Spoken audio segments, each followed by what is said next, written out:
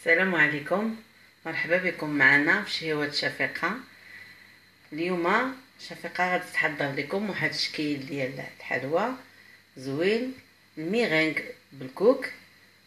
ونبداو في المقادير ان شاء الله.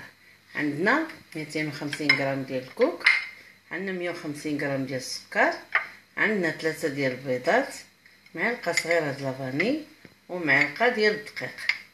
ونبداو على بركه الله. اول خطوه كنفرزوا البيض ديال فرزنا البيض ديالنا، حيدنا الاصفر وخلينا الابيض. كنزيدوا القبيصه ديال الملحه، ما ذكرناهاش قبيله حنا نسيناها. كنديروا قبيصه ديال الملحه ونطربوا البيض ديالنا. حنا كنطربوا كيكون عندنا الماء كيسخن على البوطه في المقله، وكنعملوا نطربوا البيض في حمام ماريه باش كيولي لنا الميرينغ، ثقيل. وكنبقى نضيفوا له السكر شويه بشويه حتى كيولي لنا. نطربوا شويه بشويه حتى يعمل الشكوشه، حتى يعمل رغوه كثيره. ومن بعد نحطوه على النار ونبقاو نضيفوا السكر شويه بشويه. دابا حنا كنطربوه هو على النار حتى يطلع لنا.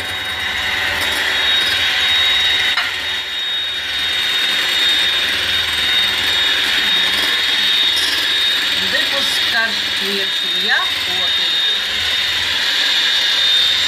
كتخدمو مزيان.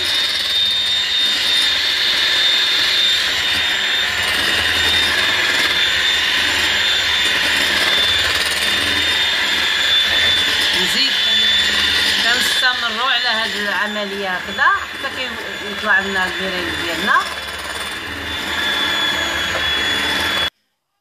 من بعد ما طربنا الميرينغ ديالنا بهذا الشكل هذا، هانتوما كيف ما كتشوفوا ها هو ولا قاصح بهذا الشكل.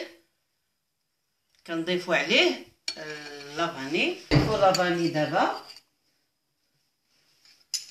ونخلطوا غير بلاتي باش ما يدخلش الهواء.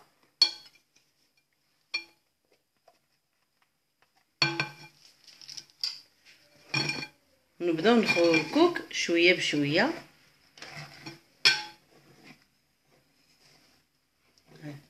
من تحت للفوق، من تحت للفوق باش ما يتخسرناش الميرينغ ديالنا.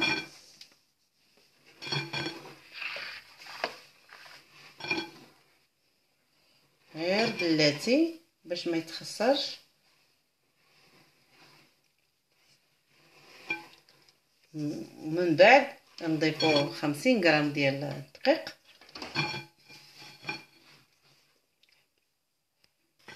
من بعد ما خوينا الكوك ديالنا كامل كنزيدو معلقه ديال الدقيق كيف ما كتشوفوا معايا، ونخلطو غير بلاتي. كنكونوا حنايا ديجا مسخنين الفران على درجه الحراره 180. وغنجيبوا اللاطه ديال الفران ونحطو فيها اما بابي سولفيغيسي اولا سيليكون اللي متوفر عندك في البيت كتعملوه.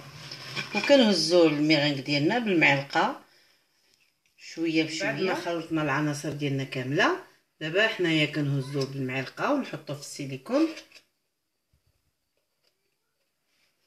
يجي عشوائي، ماشي على الشكل اللي كيف ما جاك تحطوه، ماشي بالضروره انه يكون مقادد.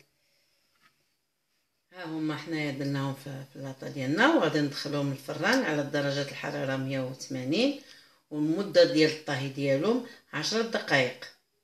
ونتلاقاو ان شاء الله من بعد ما يخرجوا من الفران.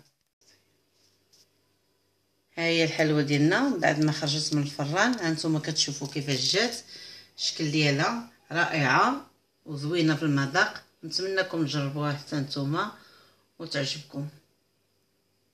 نتمنى نتلاقاو ان شاء الله في حلقه جديده مع شهوة شفيقة.